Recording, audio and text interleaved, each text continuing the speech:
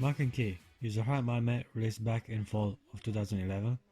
This one is very ecchi and also has teenage girls with double D breast implants. Obviously I was rather motivated to give Maken Ki a try.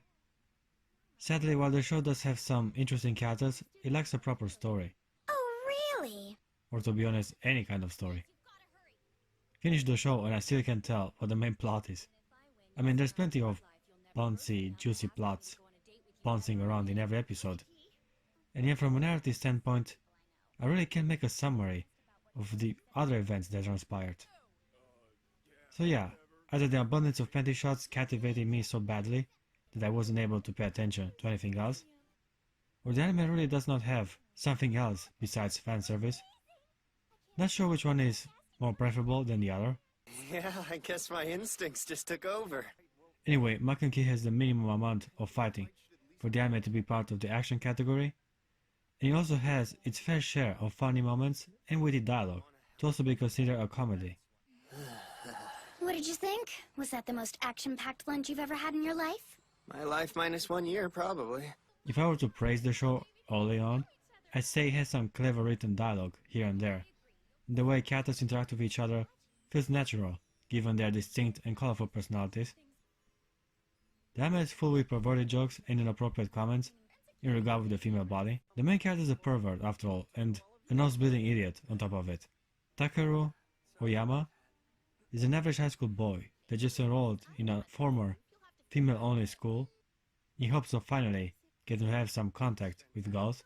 At first the protagonist was rather pleased with his choice as he realized that he apparently made the right call. I'm completely surrounded by girls. I love it here! Little did he knew that this particular high school is also a battleground for students with mysterious powers called Maken. Not gonna pretend I understand or even care how these Maken things work, but the basics would be that they are mostly manifestations of energy that can take different materialized forms depending on the user, and yeah, whatever. Girls with huge boobs have weapons that conveniently appear from thin air to make them jump around and reveal what's under their skirts. Got it. Now that science and physics are out of the way, let me narrate a little further about the high school our main character decided to attend. There are a lot of duels and pointless battles between students every other episode, and yet I can't help but feel that this whole Maken Ki thing is a rather pointless, tacked-on gimmick to give the impression that the show is something more than just tits and ass. Yeah, that's fine with me. Which frankly it isn't. The anime has a clear focus on character interactions, comedic moments, and fan service. Which is fine, I guess. Not all harem have to be action-packed, but Maken Ki does not fare much better in other category either. Notice how I've mentioned character interactions as a focus of the show, and not character development? Well, that's because no character has any story arc to further develop their personality. Even the main character does not change much, if at all, from the first time he showed his stupid clueless face at the beginning till the last episode. The anime feels static, as we barely get introduced to some characters, and otherwise nothing else happens. It is painfully obvious that the show has no idea how to properly develop them, therefore halfway through the story we get yet another set of people to keep the anime engaging. This is a lazy and cheap way to keep things interesting. Yeah? Despite all that, I wanted to give Maken Ki a pass, as the show presents a variety of beauty, healthy looking women for me to delight myself with. Oh my god, if this anime gets anything right, it must be the ladies. From pretty flat-chested tsundere to voluptuous G-cups nurses, we have archetypes to satisfy nearly any desire. There are some girls that are inexplicably violent and aggressive towards the protagonist. My least favorite things are cockroaches and short guys with glasses. Uruchi and I met in middle school. She's one of the nicest people I've met in my entire life. Doubtful. But I guess there are guys who are into that sort of thing, so yeah. The anime does indeed try to appeal to every demographic possible. This seems a bit extreme. Maybe that's why I like it. Maken Ki is so shamefully cliché and lazy in execution that it kinda has a certain charm to its stupid simplicity. Have I mentioned boobs before? Normally I might have had, but I gotta say, the proportions are just incredible. I mean, those jugs are about to burst.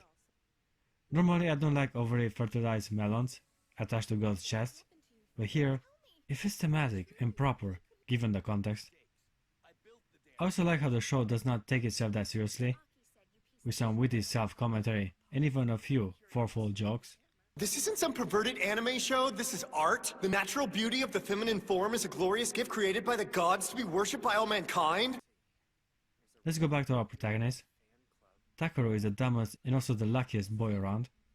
He's mostly passive and gets beaten a lot, yet his determination and courage makes the main character attractive enough for girls to take notice of him.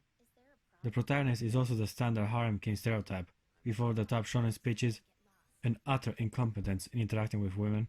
What's wrong? Luckily for Takaro, the girls around him are willing to accept his shortcomings, pun intended. The main character is actually not alone on his quest of embarrassing himself by acting like a horny loser. While trying to get a peek at his hot fellow female classmates, he found a kindred soul with the same purpose and will to act upon it. It just so happened that they got the same peeping spot. Great minds think alike, and therefore they quickly became best buds. Their friendship lasts till the end, as they both respect and obey their code of honor. This place is crawling with hot chicks, and we're gonna perv out on them while we're still young enough for it not to be super weird. Hell yeah! Beyond the subject, I guess it's about time to talk about the ladies. Let me start by introducing Takaro's cliché childhood friend, Haruko Amaya. She used to train with Takaro at his family dojo, and ever since back then, Haruko has had feelings for him. Naturally, she's unable to admit it, as Haruko tries to deny it and treats the main character poorly.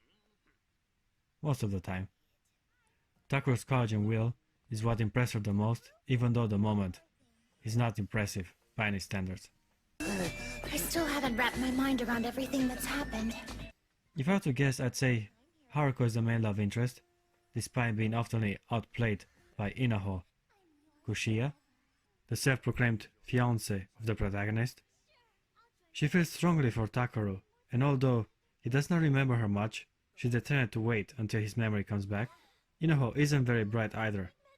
Okay. Yeah. She's a cute and clueless innocent girl cliché, but this time with big tits and cat-like behavior. She likes sweets and gets emotionally very easy. Apparently Takuro also made a promise to her that he obviously has forgotten, which resulted in a bit of a drama. Okay, I get it. The show tries to make her as adorable and hot as possible within anime parameters, but sometimes she's way too naive, which made her an easy target for cheap and obvious tricks. What? No way! I'm so glad I finally found you! You're a silly boy. This was a gift from you, wasn't it? Next one on the list is my favorite girl from the harem, Kodama Himegami. She's a blonde-loyal tsundere that usually rejects boys and considers them a nuisance. She initially sees Takaro as a potential enemy, but fate has it for them to accidentally kiss. During this unexpected incident, Himegami notices that the main character has a special mark on his chest, and a scent similar to that of her brother. Okay, not creepy at all. Here's where even the story starts to get a bit interesting. There's a lot of mystery and danger surrounding Himegami.